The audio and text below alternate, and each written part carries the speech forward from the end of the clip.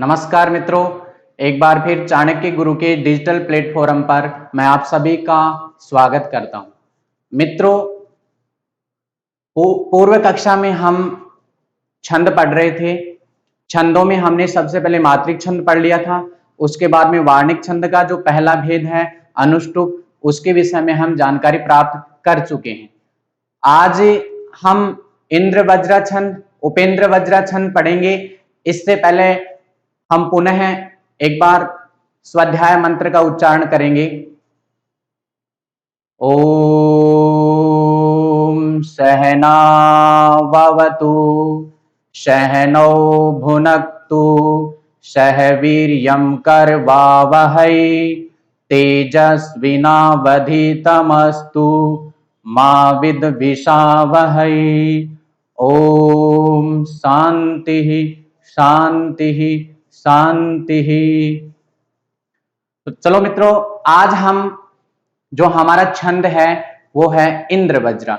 इंद्र वज्र छंद पढ़ने से पहले आपको कुछ गणों के बारे में बताना चाहता हूं, क्योंकि गण के लिए कमेंट्स भी आ रहे हैं कि एक बार पुनः गण बताइए आप। तो आपको बताना चाहता हूं गणों की जो संख्या है वो कितनी है? 8। अच्छा, इसके लिए एक सूत्र बताया था और वो सूत्र है य माता राज भान शलगा। ये इसका सूत्र बताया था मैंने, य माता राज भान शलगा। इसी सूत्र से हम 8 गणों का निर्धारण करते हैं। और वो कैसे? य से हम बना देंगे यगण,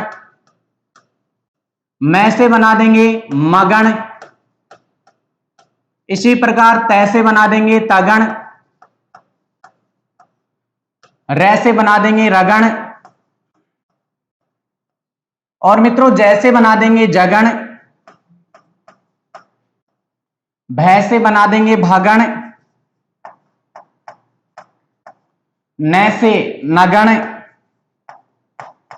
और इसी प्रकार मित्रों स से हमारा जो गण बनेगा वो बनेगा शगण। इन गणों के लिए जब हम वार्णिक छंद पढ़ते हैं तो हमें चिन्ह भी प्रयुक्त किए जाते हैं, या फिर हम चिन्ह प्रयुक्त करते हैं। तो इसमें यगण के लिए देखिए, आपको बताया हुआ है कि वार्णिक छंद जब पढ़ेंगे तब हम गण बनाएंगे, गणों के अनुसार हम निर्धारण करेंगे कि इसमें ये छंद है।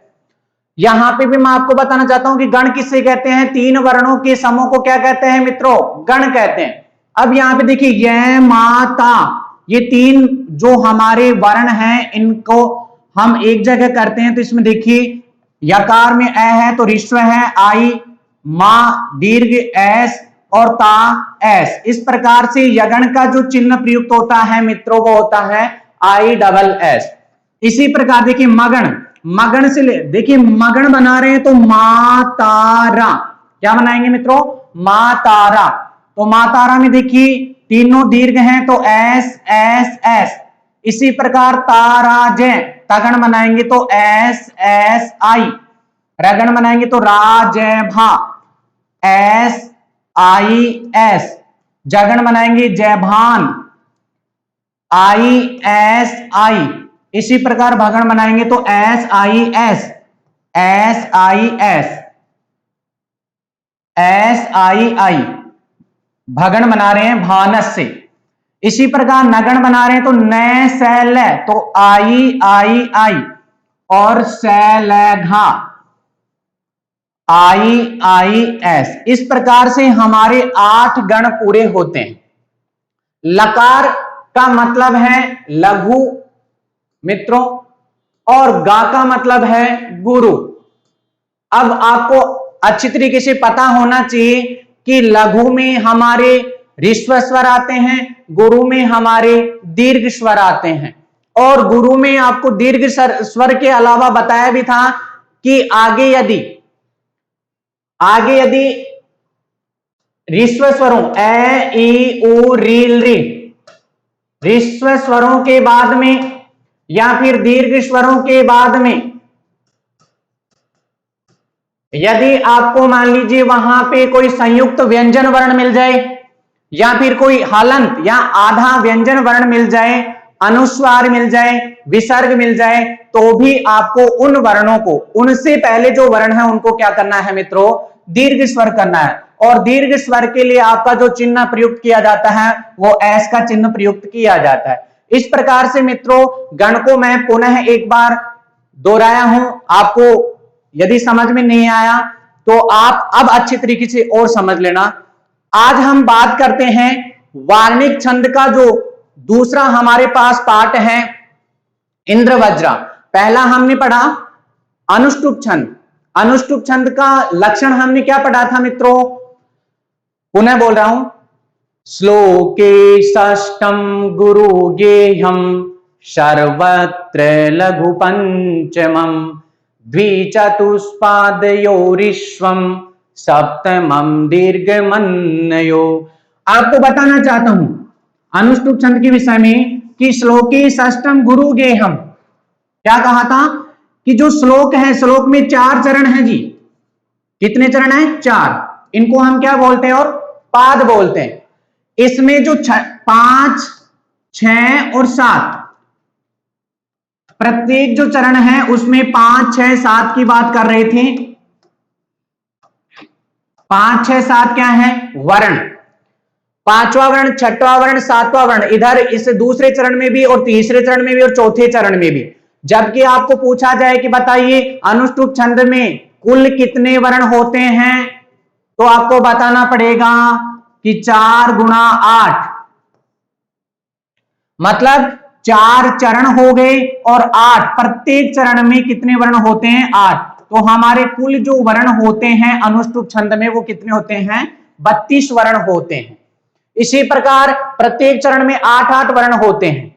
तो यहां पे देखिए मित्रों, 5वां जो है श्लोके षष्ठम गुरु गेयम सर्वत्र लघु पंचमम, प्रत्येक जो श्लोक आएगा उसमें मित्रों आपको 6ठा जो वर्ण है वो क्या मिलेगा? गुरु मिलेगा। क्या मिलेगा मित्रों? गुरु वर्ण मिलेगा। ये निर्धारित किया गया है अनुष्टुप छंद के लिए, सर्वत्र लघु पंचमम।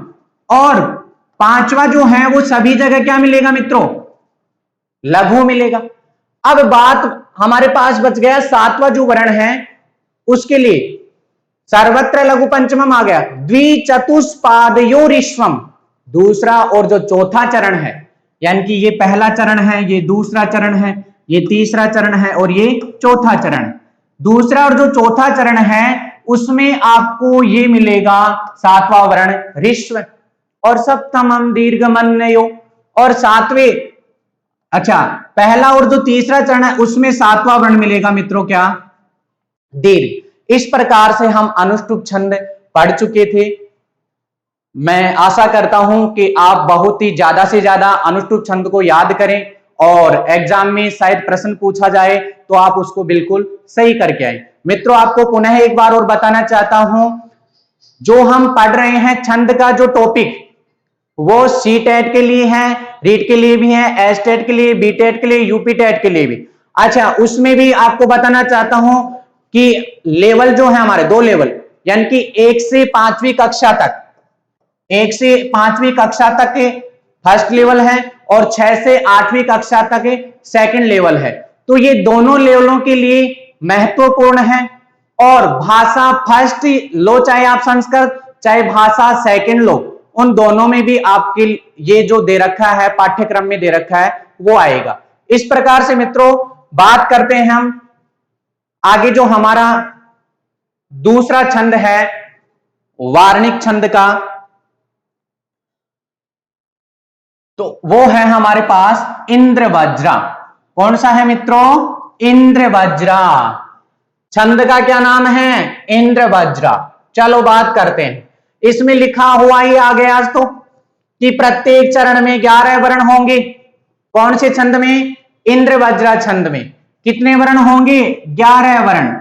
अच्छा आपको पूछा जाए कि चरण कितने हैं, तो 4।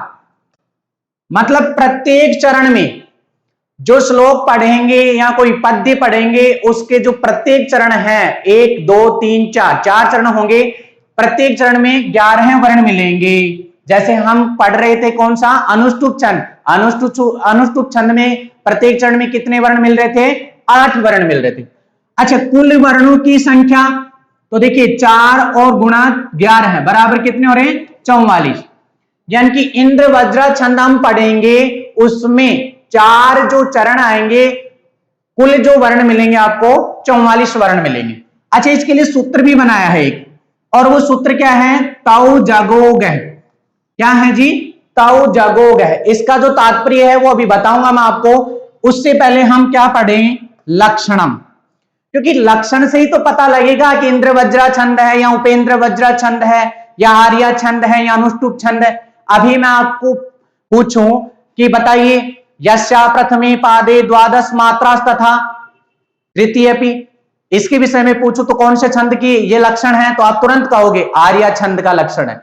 ऐसे ही मान लीजिए आपको कहा जाए कि श्लोके षष्ठम गुरुगेहम सर्वत्र लघु पंचमम द्विचतुष्पादयोरिष्वम सप्तमम दीर्घमन्वयो, ये पूछा जाए तो आप कहोगे ये अनुष्टुप छंद का है। इसी प्रकार से इंद्र वज्रा छंद का जो लक्षण है, यानी कि इंद्र वज्रा छंद को हम किस प्रकार से पहचान पाए, तो उसके लिए एक लक्षण बनाया गया है, और वो लक्षण है स्यादींद्र वज्रा यदि तौ जगौगह। पुनः बोल रहा हूं, स्यादींद्र वज्रा यदि तौ जगौगह। देखिए, स्यादींद्र वज्रा यदि तौ जगौगह, ये इसका लक्षण है मित्रों। और ये लक्षण यदि आप याद कर लेते हो तो आप जब मान लीजिए आपके पास कोई श्लोक आ रहा है या कोई पद्य आ रहा है, उसमें यदि प्रश्न पूछा जाए उससे संबंधित, और उसमें विकल्प में दे रखा है कि बताए आर्या छंद है या अनुष्टुप छंद है या इंद्र वज्रा छंद है या उपजाति छंद है, कौन सा छंद है, तो आपको यदि जो विकल्प में दिए हुए छंद हैं उनका लक्षण यदि आपको याद है, तो आप मित्रों आराम से जिस छंद का जो लक्षण है या फिर जिस छंद के अनुसार वो आ रहा है लक्षण, उसको आप आराम से सही कर सकते हो। तो इसी प्रकार से एक बार पुनः मैं उच्चारण करूंगा इंद्र वज्रा छंद का लक्षण, आपको भी उसी प्रकार से लयात्मक याद भी करना है और बोलना भी है। स्यादिंद्र वज्रा यदि तौ जगौगह। अब देखिए, बात करते हैं कि लक्षण तो याद हो गए हमें, लेकिन ये तौ जगौगह का क्या अर्थ है? तो मित्रों, तौ जगौगह का अर्थ है कि यहां पे तौ लिखा हुआ है तो आपको 2 तगण करना है, तगण तगण। इसी प्रकार जय आ गया तो 1 जगण करना है। इसके बाद में आ रहा है गौ गह, तो गौ बताइए ऋस्व स्वर है, ग में औ की जो मात्रा है वो ऋस्व स्वर की है या दीर्घ स्वर की, तो आप कहोगे कि दीर्घ स्वर की। तो आगे भी देखिए, ग के आगे विसर्ग है तो ये भी क्या है? दीर्घ है, तो आपको 2 गुरु मिलेंगे। क्या मिलेंगे मित्रों? 2 गुरु। यानी कि जब हम इंद्र वज्रा छंद का जो उदाहरण हमारे पास आ रहा है और उसका हम मान लीजिए उसमें सही कर रहे हैं या फिर उसका निर्धारण कर रहे हैं कि इसमें कौन सा छंद है, तो पहले आपको तगण बनाना पड़ेगा, इसके बाद में तगण बनाना पड़ेगा, फिर क्या बनाना पड़ेगा मित्रों? जगण बनाना पड़ेगा, और उसके बाद में 2 गुरु आएंगे आपके पास। इस प्रकार से यदि आपको उस श्लोक में या फिर कोई पद्य में यदि ये मिल रहे हैं, तो वहां पे निश्चित तौर पे कौन सा छंद है? इंद्र वज्रा छंद है। चलो बात करते हैं लक्षण में, एक बार आपको बताना चाहता हूं। देखिए, अब बात करते हैं हम यहां पे सकार है, सकार है, इस सकार को हम नहीं गिनेंगे। आगे क्या है? या है हमारा क्या? दीर्घ, तो दीर्घ के लिए एस। अब देखिए दी है यानी कि ई ऋस्व है, लेकिन आगे क्या है? न आधा और द भी आधा। इंद्र जो है यानी कि ई और न और द और र, इस प्रकार से, तो न भी आधा है और द भी आधा है। इसके बाद में रकार है वो पूरा है, आपको बताया हुआ भी है कि आधा र हमेशा ऊपर चला जाता है और पूरा र हमेशा नीचे आता है, तो यहां पे पूरा र है यानी कि र में क्या है? ए। अब बात करते हैं, यदि मान लीजिए ऋस्व स्वरों के बाद में या फिर दीर्घ स्वरों के बाद में यदि हलंत व्यंजन वर्ण आ जाए, या फिर कोई संयुक्त व्यंजन वर्ण आ जाए तो आपको निश्चित तौर पे इन ऋस्व स्वरों को क्या करना है मित्रों, दीर्घ में प्रयुक्त करना है। और दीर्घ में प्रयुक्त करेंगे तो यहां पे हम क्या कर देंगे, एस। अब बताइए, र है यानी कि इधर देखिए नकार है और दकार है, ये तो इसमें आ गए ई में, तो ये दीर्घ हो गया। लेकिन अब शेष क्या रह गया, तो आप कहोगे र शेष रह गया। तो र एक मात्रिक है या नहीं, एक मात्रिक है। तो एक मात्रिक के लिए चिन्ह क्या करेंगे प्रयुक्त, आई का चिन्ह प्रयुक्त करेंगे मित्रों। इसी प्रकार से मित्रों एस, एस और आई। अब बताइए आगे जो हमारा जो है वर्ण वो है व। कौन सा वर्ण है, व। अब व की जस्ट आगे जो हमारे पास है वो है ज, आधा ज, और ज इसमें मिला हुआ है रा, इंद्र वज्रा। तो बताइए वकार में वकार के आगे ए है और ए के जस्ट आगे क्या है, ज। तो ये हलंत व्यंजन वर्ण मिल गया, तो यहां पे एस कर देंगे। अब रा है तो वो भी द्विमात्रिक है, यकार में आकार है तो आई कर देंगे। अब देखिए आगे दी, ई छोटी है तो आई, तौ बड़ा है तो एस, इसी प्रकार जय में ए है तो आई। आगे देखिए गौ गह, तो ये भी एस और ये भी एस। इस प्रकार से मित्रों यदि आप लक्षण में ही उदाहरण देकर के यदि आप समझना चाहते हो तो मैंने आपको यहां पे समझा दिया है। अच्छा ये तो समझ गए, लेकिन हमें क्या पता कि यहां पे पहले ये तगण है ये जगण है। ये एक जोड़ा हो गया एस, एस आई, एक ये हो गया, और इसके बाद में आई एस आई, एक ये हो गया। यानी कि अब देखेंगे हम, तो इसके लिए हम सूत्र पढ़े थे कौन सा, ये माता राजभान, ये माता राजभान सलगा। अब बताइए मित्रों कौन सा आ रहा है, तगण आ रहा है। पहले क्या आ रहा है, तगण। तो देखिए ताराज, ताराज के लिए एस एस आई, सही आ रहा है, बिल्कुल तगण है ये। इसी प्रकार ये भी तगण है। जगण के लिए देखिए जय भान, आई एस आई, तो ये भी सही आ रहा है, आई एस आई, तो ये जगण हो गया। और आगे जो हमारे दो गुरु आ रहे हैं, तो इस प्रकार से निश्चित है कि इस लक्षण में इंद्र वज्रा छंद है। इसी प्रकार हम बात करते हैं, एक बार पुनः बताना चाहता हूं आपको, वार्णिक छंद का जो दूसरा हमारा पॉइंट है वो कौन सा है, इंद्र वज्रा छंद। इंद्र वज्रा छंद में प्रत्येक चरण में कितने वर्ण होते हैं मित्रों, 11 वर्ण। कुल वर्ण कितने हो गए, 44 वर्ण। और इसके लिए सूत्र बताया है, वो है यदि आप इसको याद कर लेते हो, तौ जगो गह। देखिए लक्षण ये है, लेकिन सूत्र बनाया है इसके लिए सूक्ष्म रूप से, तौ जगो गह। तौ जगो गह का मतलब क्या है, दो तगण एक जगण और अंत में दो गुरु हो, तो वह कौन सा छंद माना जाएगा, इंद्र वज्रा छंद माना जाएगा। चलो बात करते हैं इसके उदाहरण की। उदाहरण है हमारे पास, अर्थो ही कन्या परिकीयेव तामध्य संप्रेष्ट परिग्रहीतु जातो ममायम विशदः प्रकामम प्रत्यर्पित न्यास इवांतरात्मा। ये इंद्र वज्रा छंद का उदाहरण है। और वो क्यों है, सबसे पहले हम याद करते हैं, स्यादिंद्र वज्रा यदि तौ जगो गह। क्या बताया था इंद्र वज्रा छंद में, वहां पे बताया था मित्रों कि दो तगण, इसके बाद में एक जगण और इसके बाद में दो गुरु। तो देखिए यहां पे भी यदि उसी के अनुसार आ रहा है तो निश्चित तौर पे कौन सा छंद होगा, इंद्र वज्रा छंद। सबसे पहले आकार आ रहा है, आकार की जस्ट आगे क्या है, र है। आधा र होने के कारण से ये अरिस्व था, लेकिन क्या हो गया, दीर्घ हो गया। तो दीर्घ के लिए हम प्रयुक्त करते हैं हमारा चिन्ह एस। इसके बाद में थ में ओ की मात्रा है, तो यहां पे दीर्घ होने के कारण से एस का चिन्ह प्रयुक्त कर रहे हैं। हकार में ऋस्व ई होने के कारण से आई, अब देखिए कै में आगे हलंत वर्ण है, तो इस कारण से यहां पे भी क्या हो गया, एस यानी कि दीर्घ वर्ण। या है वो भी दीर्घ है। पै में ए है तो आई हो गया। अब देखिए इनको इस प्रकार से करना है, ये 3 हो गए, इसके बाद में एस एस आई, ये भी 3 हो गए। अब हमारे पास पै तक हम कंप्लीट कर चुके हैं। रे है तो रे में क्या है, ए, तो इसके लिए हम प्रयुक्त करेंगे आई का चिन्ह। की है वो दीर्घ है, तो इसके लिए हम प्रयुक्त करेंगे एस का चिन्ह।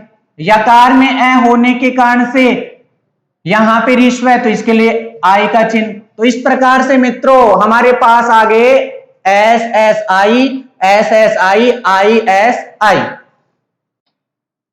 अंत में हमारे पास देखिए ए है वो द्विमात्रिक है, तो इसके लिए तो है ही एस।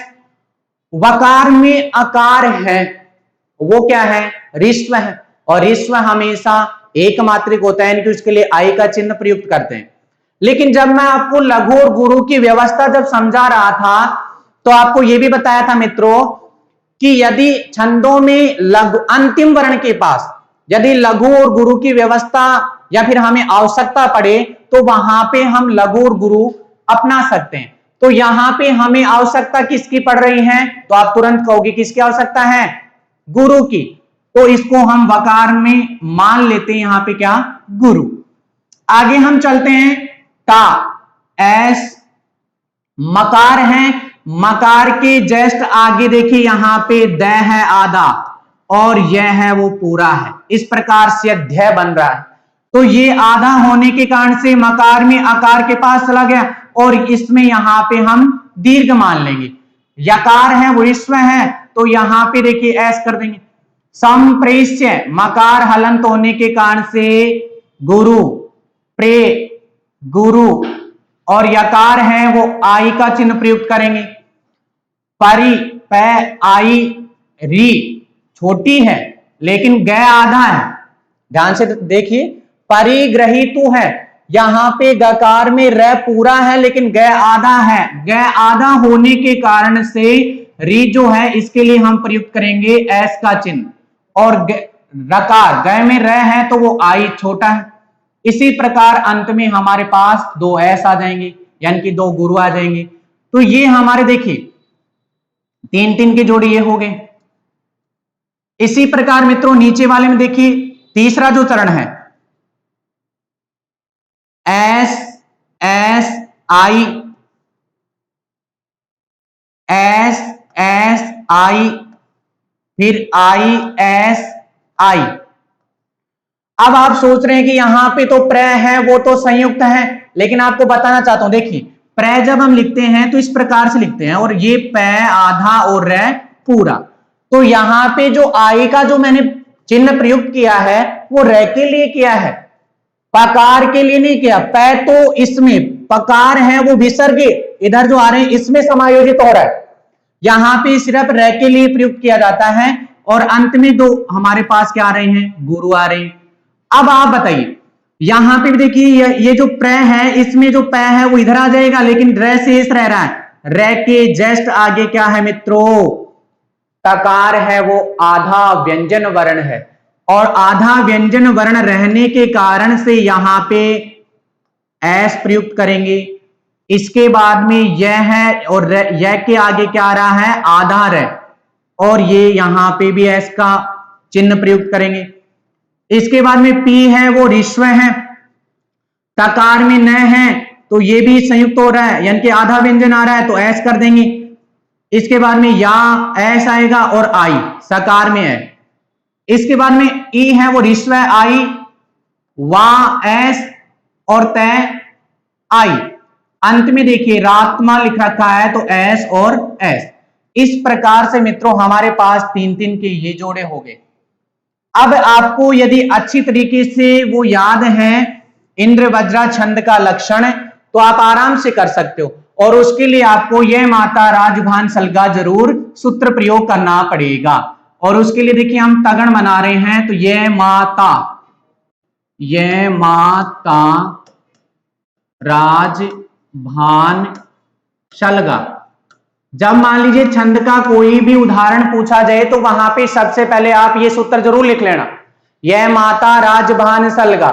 और फिर इसके अनुसार गणों का निर्धारण करना, इस प्रकार से यदि आप बना लेते हो तो आप तुरंत वहां पे देख लेना, क्योंकि इनको इस प्रकार से देखना, आई S S S I S I I I S, इस प्रकार से।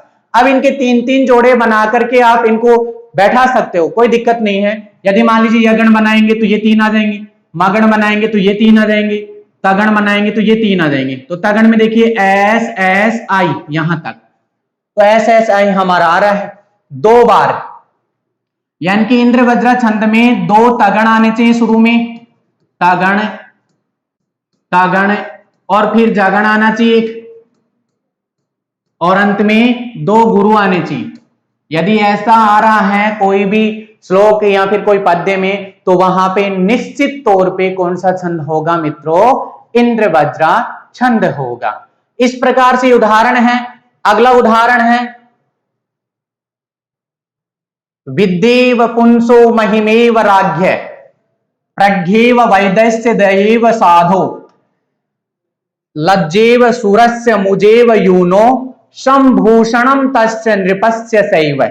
ये जो उदाहरण है वो मैं आपको यहां पे बता रहा हूं, लेकिन आपको बताना चाहता हूं कि हमारे जो टेलीग्राम चैनल है, चाणक्य गुरु का जो टेलीग्राम चैनल है, उस पे आपको इनसे संबंधित यानी कि जो पढ़ाया जा रहा है उनसे संबंधित आपको वहां पे प्रश्न भी मिल जाएंगे। तो मित्रों आप चाणक्य गुरु की जो टेलीग्राम चैनल है उनसे उससे भी आप जुड़िए।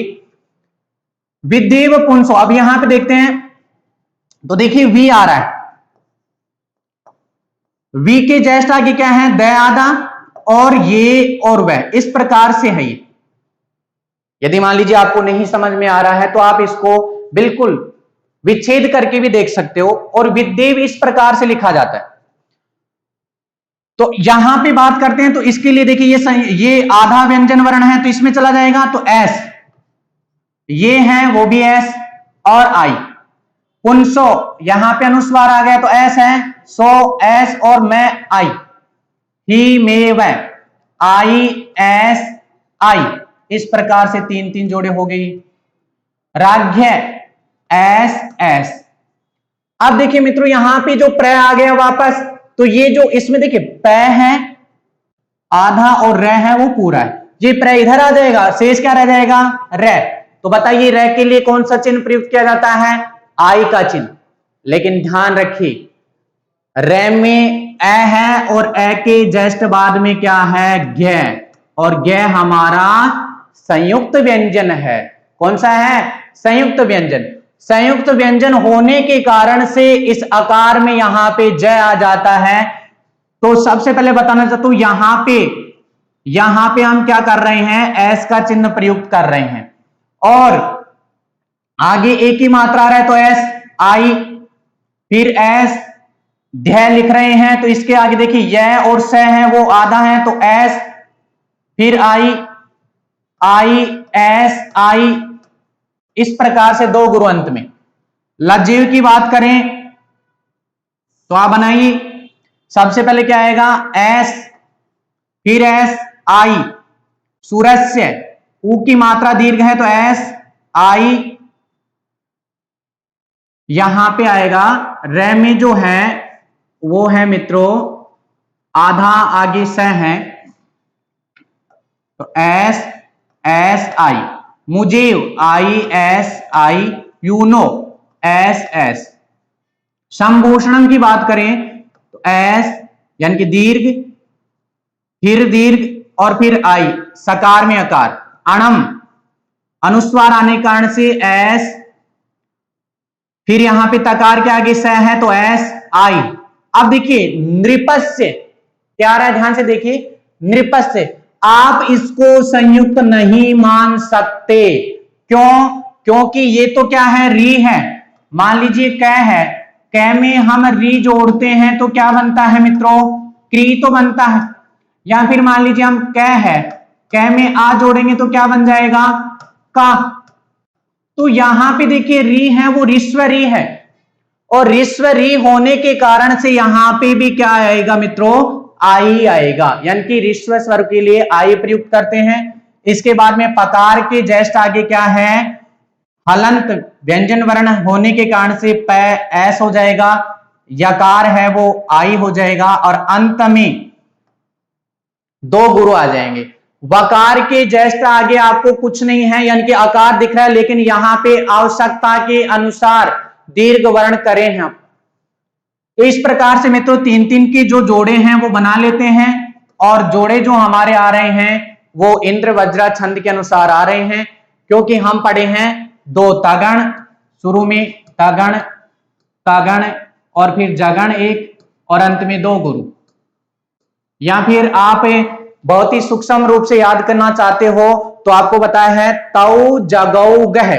इंद्र वज्रा छंद के लिए क्या बताया है, तौ जगो गह। तौ का मतलब दो तगण, जय का मतलब एक जगण, और गौ गह यानी कि दो गुरु अंत में। इस प्रकार से मित्रों इंद्र वज्रा छंद हमारा कंप्लीट होता है। आगे हम पढ़ते हैं उपेंद्र वज्रा छंद। तीसरा जो वार्णिक छंद का जो हमारा बिंदु है वो है उपेंद्र वज्रा छंद। ध्यान से देखिए, उपेंद्र वज्रा छंद में भी प्रत्येक चरण में कितने आ रहे हैं, 11 वर्ण आ रहे हैं। अच्छा, इन 11 वर्णों को हम किस प्रकार से काउंटिंग करें, तो आपको बता रहा हूं मैं। देखिए ये हैं, जैसे इसका लक्षण है 1 2 3 4 5 6 7 8 9 10 और 11, इस प्रकार से। यानी कि इनमें जो आधे व्यंजन वर्ण हैं उनको आपको नहीं गिनना है, जो हमारे यहां पे स्वर हैं उन्हीं को आप काउंटिंग करना है आपको। तो इस प्रकार से देखते हैं, देखिए प्रत्येक चरण में कितने वर्ण आ रहे हैं, 11 वर्ण आ रहे हैं। कुल वर्ण हो जाएंगे वही 44, और इसके लिए सूत्र बनाया है जतज। क्या बनाया गया है, जतज। कौन से छंद के लिए, उपेंद्र वज्रा छंद के लिए। अच्छा, इसका लक्षण देखिए, लक्षण जरूरी है, क्योंकि जो भी छंद है हमारे इंद्र वज्रा, उपेंद्र वज्रा, अनुष्टुप छंद, आर्या छंद या उपजाति छंद, मालिनी छंद, इन छंदों के सभी के लक्षण बनाए गए। और लक्षण ये है कि आप यदि लक्षणों को याद कर लेते हो तो आपको आराम से जो भी श्लोक आएगा या कोई पद्य आएगा उसमें पूछा जाए कि बताइए कौन सा छंद है, तो आप यदि विकल्प में तो 4 ही आएंगे, 4 में यदि आपको जो भी छंद है, 3 छंदों के लक्षण याद हैं या चारों छंदों के लक्षण याद है, तो आप आराम से बता दोगे कि इसमें, इस पद्य में या इस श्लोक में तो ये छंद है। लक्षण देखिए, उपेंद्र वज्रा जत जास ततो गौ। याद करना है आपको, उपेंद्र वज्रा जत जास ततो गौ। उपेंद्र वज्रा जत जास ततो गौ, इस प्रकार से याद करना है। अच्छा, इसी छंद में आपको बताना चाहता हूं कि जतज यदि याद कर लेते हो, उपेंद्र वज्रा छंद के लिए जतज याद करते हो, जतज का मतलब सबसे पहले क्या आएगा, जगण, फिर क्या आएगा, तगण, और फिर क्या आएगा, जगण, और अंत में दो गुरु। तो अब देखिए यहां पे वही सूत्र हम प्रयोग करेंगे, यह माता राज भान सलगा। मित्रों यदि छंदों का कोई भी प्रश्न आ रहा है, सामान्य छंद की जो परिचय संबंधित यदि प्रश्न पूछे जाए तो वहां पे आपको बताया हुआ है, लेकिन यदि इनमें से पूछा जाए कि आर्य छंद का लक्षण है, उपेंद्र वज्रा छंद का है, कौन से का है, तो आपको ये जरूर याद करना है कि यह माता राजभान सलगा। पेपर में आप लिख लीजिए चाहे वहां पे, और लिखने के बाद में आपको यदि मान लीजिए इंद्र वज्रा छंद का पूछा जाए तो आप तुरंत कहोगे क्या, शादिंद्र वज्रा यदि तौ जगौ गए, दो तगण, एक जगण और दो गुरु। ऐसे यदि उपेंद्र वज्रा छंद का पूछा जाए तो सबसे पहले जगण आ रहा है। जगण के लिए प्रयुक्त होता है हमारे पास जगण। बनाइए, जगण के लिए जो चिन्ह प्रयुक्त होता है वो ISI, शाबाश। इसी प्रकार तगण के लिए ताराजय, तगण, SSI, इस प्रकार से। फिर इसके बाद में जगण आ रहा है वापस, तो इसके लिए ISI, और फिर दो अंत में दो गुरु। ये हमारा उपेंद्र वज्रा छंद का लक्षण है। और इसमें हम बात करते हैं तो देखिए यहां पे मैं आपको बताना चाहता हूं, ऊ है वो आई, पे एस, रे है वो आई, वै के आगे जय है तो एस आ जाएगा, रा है एस आई, ये तीन तीन के जोड़े हैं वर्णों के। आई त में ए है, जा एस, और फिर इसके बाद में त है वो आई, अंत में हमारे पास तो गौ एस और एस आ रहे हैं। इस प्रकार से भी आप यहां से भी तगण, एक मिनट, तगण नहीं है ये, जगण, यहां पे देखिए सबसे पहले क्या आ रहा है, जगण आ रहा है,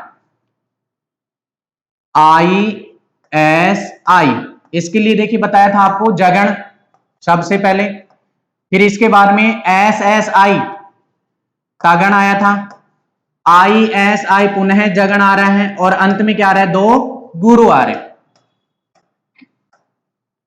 इस प्रकार से भी आप कर सकते हो, उपेंद्र वज्रा छंद को पहचान सकते हो, या फिर वर्ण हम पंक्ति है या कोई श्लोक है, पद्य, उसमें हम वर्णों को भी गिन सकते हैं। 11 वर्ण यदि आ रहे हैं तो हमारे पास अभी तक 11 वर्ण वाले कितने छंद आए हैं, 2 छंद। पहला आया उपेंद्र वज्रा, क्षम्यता, पहला है इंद्र वज्रा और उसके बाद में आया उपेंद्र वज्रा। इसके बाद में इसका उदाहरण पढ़ते हैं, और उदाहरण है हमारे पास, त्वमेव माता च पिता त्वमेव, त्वमेव बंधुश्च सखा त्वमेव, त्वमेव विद्या द्रविणम त्वमेव, त्वमेव सर्वम मम देव देव। ये आपका उदाहरण है। अब इसमें देखते हैं, मान लीजिए ये ही प्रश्न आ गया, ये श्लोक आ गया एग्जाम में, अब आपको ऑप्शन में मिल रहे हैं कि बताइए कौन सा छंद है, तो सबसे पहले मिल गया आर्य छंद, इसके बाद में ब ऑप्शन है उसमें मिल गया इंद्र वज्रा छंद, इसके बाद में जो स ऑप्शन है इसमें मिल गया उपेंद्र वज्रा छंद, और अंत में जो द ऑप्शन है इसमें मिल गया अनुष्टुप छंद। ये लीजिए 4 आपको पढ़ा दिए मैंने, चौथा जो चल रहा है इसका उदाहरण है। अब आप सबसे पहले यदि आर्य छंद को इसमें देखना चाहते हो तो आर्य छंद में आपको बताया हुआ है कि यस्या प्रथमे पादे द्वादश मात्रा तथा तृतीयपि, 12 है क्या, मात्रा गिननी है, यहां पे वर्ण नहीं गिनने, आर्य छंद के लिए मात्रा गिनी जाती है, जबकि ये जो हमारे हैं इंद्र वज्रा उपेंद्र वज्रा अनुष्टुप छंद, इनके लिए हमें वर्ण गिनते हैं। अब वर्णों में भी फिर हम गण बना देते हैं। तो सबसे पहले देखिए अनुष्टुप छंद की बात करें, अनुष्टुप छंद में प्रत्येक चरण में कितने वर्ण होते हैं, 8 वर्ण होते हैं, 1 2 3 4 5 6 7 8 9 10 11, इसमें तो 11 वर्ण आ रहे हैं, तो ये तो 100% ये नहीं आएगा, अनुष्टुप छंद नहीं आएगा। अब हमारे पास शेष रह गए इंद्र वज्रा और उपेंद्र वज्रा। इंद्र वज्रा और उपेंद्र वज्रा में हमारे यानी कि अंतर ढूंढना है, तो अंतर क्या मिलेगा कि इंद्र वज्रा में आपको बताया हुआ है कि ताऊ जगऊ गए, ये बताया था मैंने आपको, ताऊ जगऊ गए, सबसे पहले तगण, इसके बाद में तगण और फिर जगण और फिर 2 गुरु। और उपेंद्र वज्रा में क्या बताया था, अभी पढ़ा रहा था कि जय तय जय और अंत में 2 गुरु, दोनों में ही 11 वर्ण मिलते हैं प्रत्येक चरण में। चलो बात करते हैं, यहां पे ये तय है, आधा है, इसका कोई मतलब नहीं है, लेकिन आगे क्या है वह, तो आई S I, S S I, I S आई, फिर अंत में आवश्यकता के अनुसार 2 गुरु हो जाते हैं, आई एस आई, एस नकार होने के कारण से आधा, सकार आधा होने के कारण से एस आई, आई एस आई, फिर अंत में 2 गुरु, आई एस आई।